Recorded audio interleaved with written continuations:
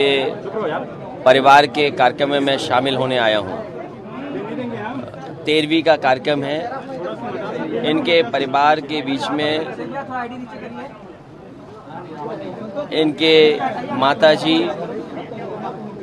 और पिता कुछ वर्ष पहले नहीं रहे, जिसके कारण ये कार्यक्रम भी नहीं कर पाए। आज इन्होंने इस कार्यक्रम में शामिल होने का मुझे मौका दिया। हम सभी समाजवादी लोग इस कार्यक्रम में शामिल होने आए हैं। सर, आजम खान साहब को कल और राहत मिल गई थी हाई कोर्ट से। उसके बाद उत्तर प्रदेश सरकार ने एक और मुकदमे में फंसा दिया, जिसपे सुप्रीम कोर्ट ने फटकार लगाई और कहा लगातार इस तरह का देखा जा रहा है। 17 को अगली सुनवाई होनी है। मुझे उम्मीद है कि जिस तरीके से माननीय सुप्रीम कोर्ट और हाई कोर्ट में बहस चल रही है, बहस भी पूरी हो चुकी है। बहुत जल्दी आदरणीय आजम खान साहब बाहर आएंगे और सरकार की लगातार ये कोशिश रही है कि उन पर इतना दबाव हो, कानूनी इतना शिकंजा रहे कि वो बाहर ना निकल पाएं। हमें उम्मीद है, समाजवादियों को और पूरी जनता को उम्मीद है कि उनके साथ न्याय होगा। केंद्र सरकार ने टिप्पणी की है कि जिस तरह से सरकार है, केंद्र सुप्रीम कोर्ट ने किया कि देशद्रोह के मुकदमों का दुरुपयोग कर रहे हैं, इस पर समीक्षा करनी चाहिए। ये जब से भारतीय जनता पार्टी की सरकार बनी है, अपने पॉलिटिकल लोग जो उनके खिलाफ हैं, जो पॉलिटिकल लोग हैं, उनके ऊपर इस तरह के मुकदमे लग रहे हैं। मैं बधाई देना चाहता हूं कि ऐसा फैसला आया है कि इस तरह के मुकदमे ना लगें और राजद्रोह जैसे गंभीर मुकदमे जो लगाए जा रहे थे, ये भारतीय जनता पार्टी जब से सरकार में आई है, इस कानून का ज्यादा दुरुपयोग हुआ है। सर, एक सवाल ये है कि प्रधानमंत्री किसान निधि योजना में बड़ा घोटाला उत्तर प्रदेश में हुआ और प्रमुख सचिव ने उसकी जांच के लिए आदेश दिया। इस पर क्या? मुझे याद है जिस समय किसान निधि का फैसला लिया गया था, सरकार नहीं चाहती है किसानों को सभी को मिले। जिस समय योजना बनी थी वो सभी किसानों की मदद के लिए योजना बनी थी, क्योंकि इनके पास बजट नहीं है। ये सभी किसानों को नहीं देना चाहते हैं, इसीलिए समय समय पर ये जांच कराते हैं जिससे इनका बजट ज़्यादा खर्च ना हो। सर, पूर्वांचल एक्सप्रेसवे पे चलकर आए और एक ट्वीट भी आया है कि वहाँ रास्ते में गड्ढे हैं, तो क्या कहना चाहिए? हमारे एक साथी ने बुलडोजर की बात की। कानपुर देहात में एक गरीब अपना काम करने गया, मजदूर सब्जी बेचने गया, जब घर लौटा तो उसका बुलडोजर से घर तोड़ दिया गया। ये सरकार बुलडोजर चला करके डराना चाहती है, और खास करके मुसलमान भाई और खास करके जो उनके दल के नहीं हैं, उनके ऊपर बुलडोजर चल रहा है, चिन्हित करके बुलडोजर चल रहा है। यहाँ पर एक यूनिवर्सिटी है जिसका सम्मान न केवल आजमगढ़ में है, प्रदेश में है, देश में अशरफिया यूनिवर्सिटी का, और इंटरनेशनल यूनिवर्सिटी है जिसकी पहचान एक अलग है।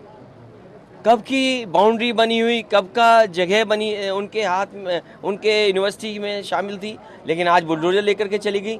सरकार ये क्यों भूल जाती है कि देश कानून से चलना चाहिए, संविधान से चलना चाहिए, और ये अगर बुलडोजर चलने लगेगा तो सबसे ज़्यादा गैर कानूनी अगर घर किसी के बने हैं तो भारतीय जनता पार्टी के बने हैं।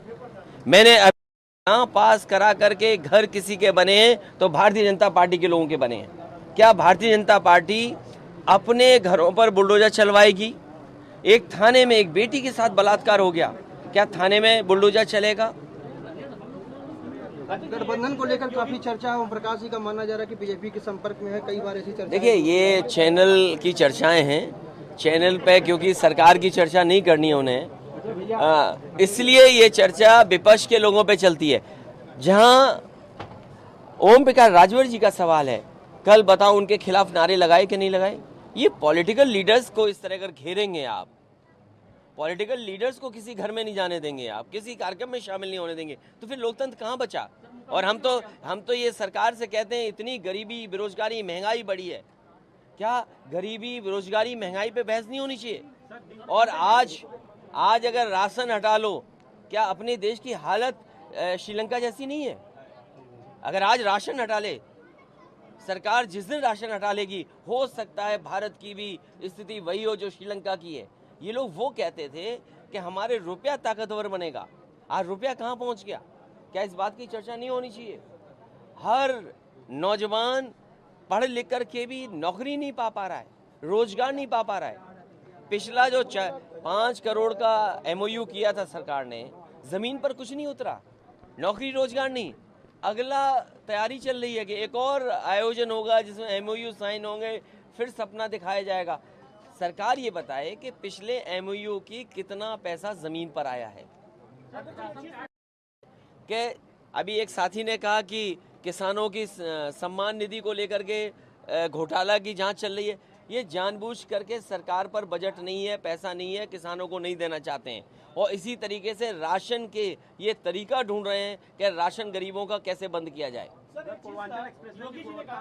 ये पूर्वांचल एक्सप्रेस वे को इन्होंने खराब कर दिया। मैंने कई बार कहा और फिर कहता हूँ, आप बीजेपी से कैसे उम्मीद कर सकते हो अच्छे एक्सप्रेस वे बनाने की? ये पूर्वांचल एक्सप्रेस वे देश का सबसे अच्छा एक्सप्रेस वे होता, सबसे अच्छी राइडिंग क्वालिटी होती। इन्होंने सेफ्टी और सिक्योरिटी के साथ खिलवाड़ की है। सेफ्टी इसलिए क्योंकि जो मीडियन होता है, जो डिवाइडर होना था, वो 12 से लेकर 14 मीटर का होना चाहिए था। पता नहीं किस चिट्ठी से, किस पत्र से इन्होंने उसका डिवाइडर कम कर दिया। और जो राइडिंग क्वालिटी है, बताइए अभी काम चलने लगा सड़क पर। अगर आप भूल जाएं कि आप पूर्वांचल एक्सप्रेस में और आपको याद रहे कि आप आगरा लखनऊ एक्सप्रेस वे में हैं, तो हो सकता है आपकी कमर या सर गाड़ी से टकरा जाए, छत से टकरा जाए।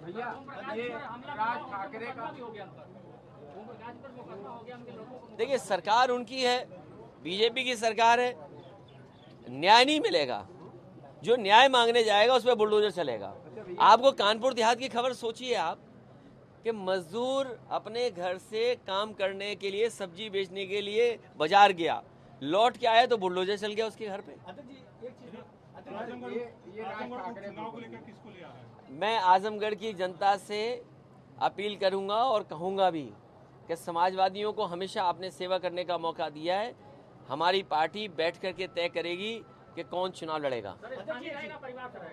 ये अभी विचार होगा, अपने कार्यकर्ताओं से पूछ करके और आपसे भी राय ले लूंगा। राज ठाकरे का एक्शन आ रहा है और खासतौर पे उत्तर प्रदेश में भोजन। देखिए, वो विवाद बीजेपी जानती है कि कौन से विवाद को स्पॉन्सर करना है।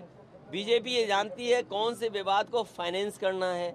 ये नए तरह की राजनीति है कि बीजेपी हर जगह रहना चाहती है। ये बीजेपी ने जानबूझ करके समाज में कैसे नफरत फैले उस दिशा में जा रहे हैं और जानबूझ करके लोगों के बीच में और खासकर मुसलमान भाइयों के बीच में डर पैदा हो, इसलिए ये इस तरह के काम कर रही है। सुप्रीम कोर्ट के तमाम फैसले हैं जिसमें ये कहा गया है कि पुरानी चीज़ों से छेड़खानी नहीं हो सकती। क्या उन कानून को भी बीजेपी नहीं मानेगी? और हम तो कोर्ट से अपील और निवेदन कर सकते हैं कि कोई ऐसा काम ना हो, ऐसा फैसला ना हो जिसमें खाई पैदा हो।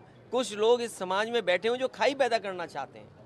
महंगाई को लेकर विपक्ष नजर नहीं आ रहा है। लोग अरे हम आपके सामने खड़े हैं। सड़क पे उतरने की बात है। क्यों भाई, सड़क पे क्यों उतरना है?